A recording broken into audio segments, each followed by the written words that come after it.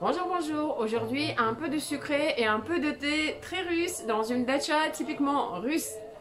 Aujourd'hui, je vous montre comment je fais ma confiture de cassis sur une poêle à gaz assez ancienne, pas au point que la musique que vous entendez là, parce que là, c'est des années 20. Ma poêle à gaz, elle est des années 60. Euh, je vais utiliser un récipient qui est aussi assez historique. Et après, je vais vous montrer aussi comment je peux consommer cette confiture avec du thé. Et comment nous, en Russie, on infuse le thé noir. Et comment on le boit, notre thé noir. Même si j'ai pas de samovar, je vais vous montrer comment on le fait aujourd'hui quand il n'y a pas de samovar. Et on commence par la confiture de cassis. Bon, qu'est-ce que j'ai fait? Alors là, j'ai du cassis. J'ai du cassis que j'ai acheté au marché. Pour ceux qui ont vu ma vidéo sur les marchés en juillet, c'est là-bas que j'ai acheté. J'avais acheté 3 kilos. Ces 3 kilos de cassis, j'ai nettoyé. J'ai enlevé les petites branches. Bon, il y en a une que je viens de trouver. Bon, encore une petite branche. Et après, je l'ai lavé. Et je l'ai pesé après avoir fait tout ça. J'ai mangé encore un tout petit peu. Donc, en fait, j'ai 2 kilos 900 grammes. 2 kilos et 900 grammes, presque 3 kilos de cassis ici. Cela veut dire que dans ma recette, dans ma proportion, je vais me baser sur cela. Et ça va concerner surtout le sucre. En fait, là, ça commence mes propres dérivés et mes créations en moi. Parce que normalement, ma grand-mère est dans les recettes classiques, c'est 1 kg de fruits sur 1 kg de sucre. Mais je trouve ça beaucoup trop sucré. Et après, moi, je ne fais pas des quantités énormes.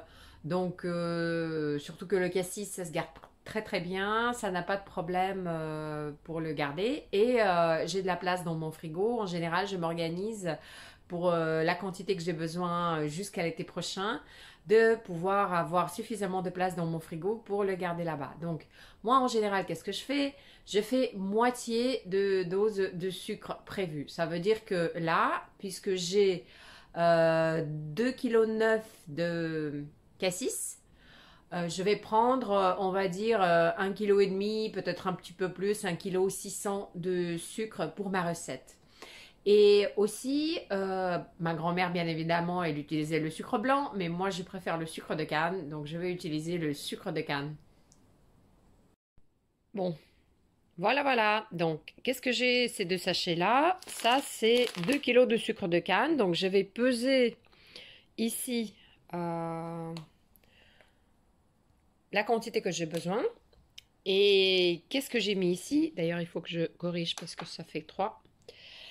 Et donc, qu'est-ce que j'ai ici? Ça, c'est directement le récipient dans lequel je vais préparer ma confiture par la suite.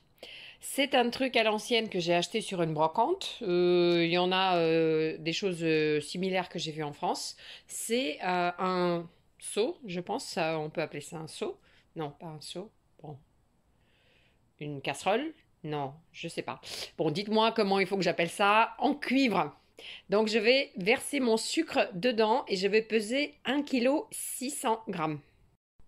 Je m'excuse parce que filmer et verser le sucre dedans en même temps, c'est pas très pratique. Donc, je résume. Sur presque 3 kg de cassis, 1,6 kg de sucre, c'est ma recette à moi. Sinon, vous faites 1 kg de fruits pour 1 kg de sucre. Et maintenant, on va voir la suite. Je suis à ma datcha historique, donc qu'est-ce que je vais faire? Je vais utiliser une vieille poêle à gaz et je vais faire aussi installer ici un truc comme ça pour que cette casserole que je vais utiliser soit encore plus haut, pour que le feu ne soit pas trop près de ma casserole. Et je vais allumer le gaz.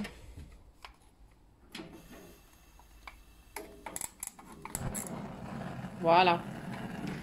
Je vais allumer le gaz et maintenant je vais mettre sur le gaz mon récipient avec le sucre en rajoutant dedans de l'eau. Je sais qu'en général, sur ce récipient-là, je peux mettre maximum 3 kg de fruits. Donc là, j'ai 2,9 kg. Je vais rajouter, on va dire, un peu plus qu'un verre d'eau. L'année dernière, j'ai rajouté ça et ça n'a pas été assez. Peut-être que cette année-là, bon, à mon goût, ça n'a pas été assez. J'ai mon amie Ilmira, que vous connaissez pour ma vidéo de balade la nuit à Moscou, ou l'autre balade à Moscou. Elle adore cette confiture, mais moi, je trouve qu'elle est beaucoup trop épaisse. Donc, je vais rajouter encore la moitié.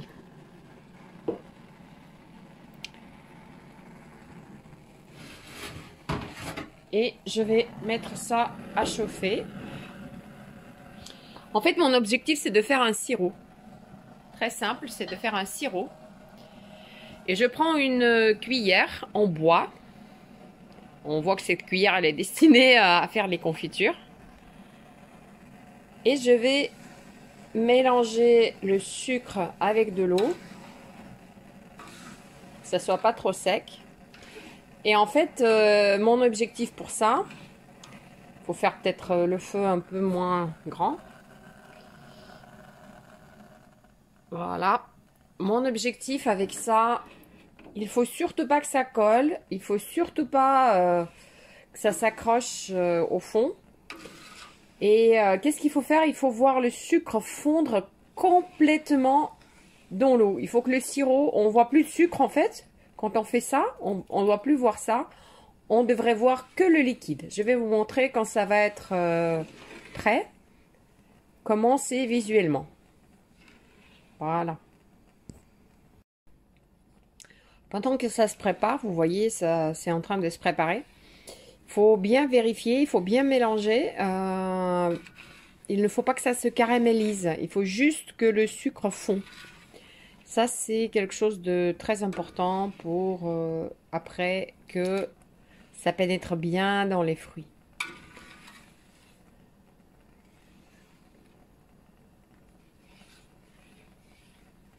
Si le feu en dessous est trop fort, ça va juste faire caraméliser le sucre en bas et vous n'aurez pas votre sirop, vous allez avoir quelque chose de très différent.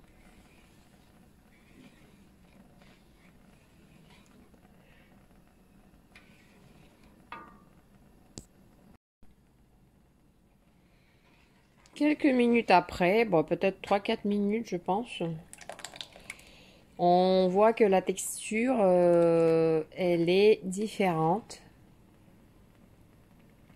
Donc, il y a encore le sucre, mais il y a déjà un bon sirop qui commence à se constituer. Mais on va encore attendre un petit peu et mélanger encore, que ça soit vraiment un sirop. Il est foncé parce que je vous rappelle, c'est du sucre de canne. C'est pour ça que c'est un peu marron comme ça. En plus, mon récipient, il est cette magnifique couleur cuivrée. C'est pour ça. Comme je vous ai déjà expliqué dans l'autre vidéo, varenье ou la confiture à la russe, ce n'est pas, on va dire que la différence peut-être de ce qu'on trouve en Angleterre ou peut-être dans certains endroits. Ce n'est pas quelque chose qui est destiné à tartiner, c'est quelque chose qui se mange un peu différemment. Donc, les fruits, ils peuvent être vraiment en entier dans varenье. Donc, on va les mettre entièrement, surtout que le cassis, c'est des petits fruits. Si j'aurais eu des fruits plus grands comme des abricots ou quelque chose comme ça, je les aurais coupés. Les cerises, je les mets entières même avec le noyau. Ah ben voilà, regardez. Le sirop, il est là. Donc, on va procéder à ajouter, tout simplement, ajouter le cassis dedans. J'espère que je vais pouvoir faire la manipulation avec le téléphone et les fruits. Bon, je vais faire avec une main. Donc, voilà, je rajoute tout simplement ça dedans. La moitié. Je vais rajouter la deuxième partie de fruits. Et la deuxième partie de fruits est dedans. Donc, voilà. Il y a les fruits. Le sirop. Je vais juste mélanger ça un tout petit peu. Même au départ, vous pouvez presque ne pas toucher. Ça va couler tout seul. Et je m'arrête là. On va attendre un petit peu ce qui va se passer. Regardons bien ce qui commence à se passer. 5-7 minutes après, ça commence à bouillir. Et une jolie mousse commence à apparaître. Cette mousse, c'est le rêve de tous les enfants. C'est quelque chose qu'on adore manger. Et vous allez voir, après qu'on tirera un peu plus, je vais essayer de l'attraper au maximum, cette petite mousse. Faut faire attention pour que la confiture ne parte pas. Donc quand même, c'est le moment pour commencer à mélanger un petit peu. Bon, pour moi, il y a peut-être d'autres méthodes. Voilà, donc on voit bien que tous les fruits sont à l'intérieur. C'est assez homogène. Voilà. Et on va attendre que ça commence à bouillir. Donc, quand ça va commencer à bouillir, qu'est-ce que je vais faire? Petit à petit, je vais enlever comme ça de la surface cette petite mousse. Parce qu'il ne faut pas qu'elle soit dans la confiture, sinon la confiture, elle va être moins, on va dire, transparente, où il y aura comme des résidus blancs un peu, ce qui est moins joli. Et après, on va laisser bouillir plus longtemps et je vais vous expliquer comment voir quand est-ce que c'est prêt. Mais bon, là, on est juste au début, là. On est juste au début. Et voilà, la fameuse mousse, elle commence à apparaître. Donc, il faut délicatement l'enlever. Elle est très bonne. Donc, je vais petit à petit, comme ça, enlever la mousse et la mettre ici. Pour après, on peut la manger comme ça, à la petite cuillère de main, par exemple, avec le thé. Ou avec des blinis ou des crêpes. C'est très bon. Donc voilà, je vais de temps en temps m'approcher de la confiture. Bon, il y a des fois des petits fruits qui sortent avec. Je peux rien faire, mais bon. Je vais essayer de me concentrer là-dessus. Bon, ma petite confiture, on voit qu'il y a déjà beaucoup moins de mousse. Il y en a encore, mais beaucoup moins. Et on voit que ça bout bien. Je vais mélanger pour voir. Non, ça s'accroche pas. C'est bon. Donc on va attendre. Je vais en profiter pour vous montrer pour le test. Parce qu'après, je vais vous apprendre un test. Est-ce que la confiture elle est prête ou non? En fait, il faut prendre un peu comme ça. Et essayer de faire tomber une goutte. Ma grand-mère disait il faut la faire tomber.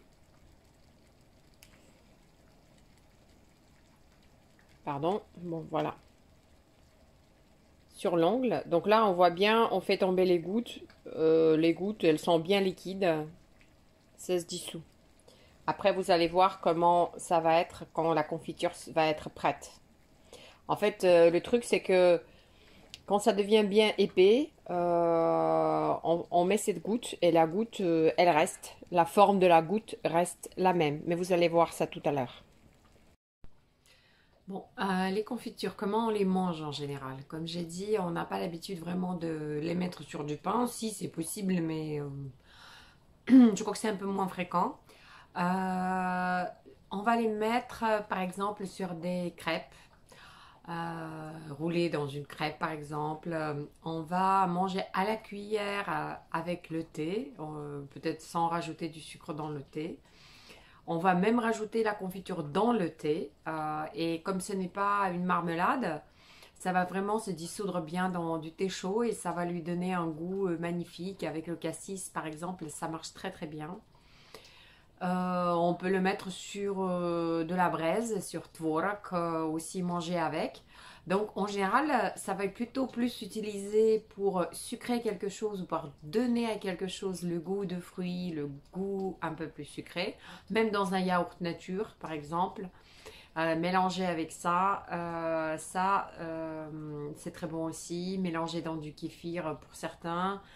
ou voilà, même sur un bout de pain, ça peut être aussi le cas, mais en le mettant par-dessus, pas en le tartinant, parce que la texture de Valaigne ne permet pas de la tartiner.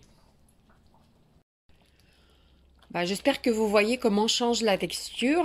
Là, c'est quelque chose déjà de très très très homogène. Très homogène. Il faut faire bien attention là et bien mélanger, bien vérifier que ça ne colle pas en dessous. Mais là, c'est bon. C'est bon. Et on va bientôt essayer de refaire le test. Bon, ça fait à peu près 1h40 que Varigne, la confiture est en train d'être fabriquée. Là, ça commence légèrement à coller, mais légèrement, heureusement. Mais la texture est telle que j'ai l'impression qu'on peut refaire le test. Voilà. Et donc, on va refaire le test. On va refaire le test. On va refaire le test. Attention, il ne faut pas que je me plante avec la caméra. Aïe! Aïe! Bon, on va refaire le test. Donc, il ne faut pas que je me plante avec la caméra. Il ne faut pas en prendre beaucoup. Il faut vraiment essayer de passer une goutte. Une goutte. Et hop. Ah, la goutte, vous voyez bien, elle ne colle pas. Et donc, c'est bon. C'est bon. Ça veut dire que je vais arrêter le feu. Et il est tard, c'est toujours comme ça quand tu fais la confiture et ça se termine toujours très tard. Et je vais juste, jusqu'à demain matin, je vais juste couvrir ça avec une serviette. Voilà, et je vais laisser comme ça jusqu'à demain matin. Demain, dans la journée peut-être même, je vais stériliser les bocaux avant de mettre la confiture dedans. Mais ça, je vais faire demain. Et voilà, c'est comme ça. J'ai couvert la confiture contre les mouches. Bon, il n'y a pas de mouches, mais on ne sait jamais. Et donc, demain, je mettrai la confiture dans les bocaux. Et là, j'ai fini ma fabrication de confiture et c'est les bocaux que j'ai pu obtenir avec les 2,9 kg de cassis et mon sucre. Je vais vous montrer comment elle est la confiture. Et voilà, pour préparer mon thé, j'aurai besoin d'une théière, comme ça, du thé noir, assez fort, russe, utilisé en Russie, et de l'eau bouillante. Donc d'abord, ce que je vais faire, c'est que je vais mettre de l'eau chaude dans la théière. Il faut que la théière, elle soit rincée vraiment à l'eau bouillante, qu'elle soit bien chaude.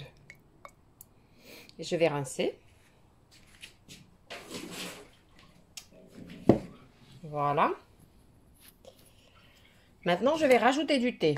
Donc, il faut comprendre que dans la théière, on fait une espèce de concentré de thé. Donc, moi, je peux rajouter bien 3 cuillères, voire 4 bonnes cuillères d'un thé bien fort. Donc, cette théière-là, elle va servir à créer notre concentré de thé qu'on appelle zavarka. Et on rajoute un tiers.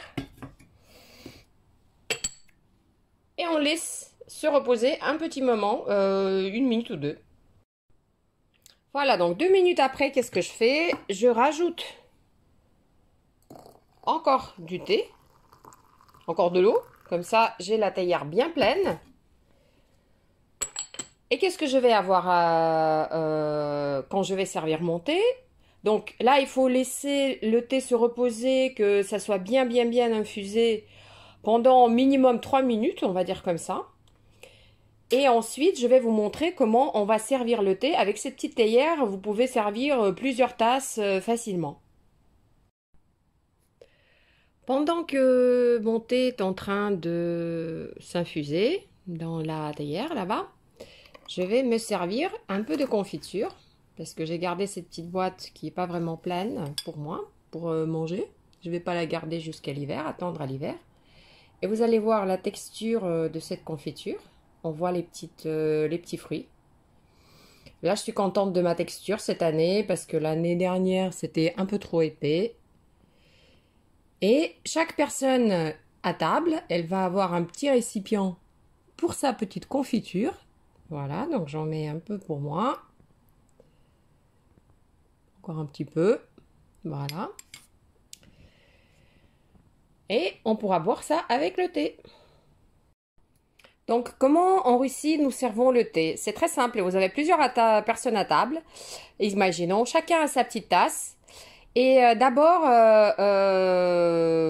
la patronne de la maison ou n'importe qui, donc celui qui sert le thé, il passe avec cette théière comme ça. Et il vous met du thé plus fort. Et ça va jamais être la tasse pleine.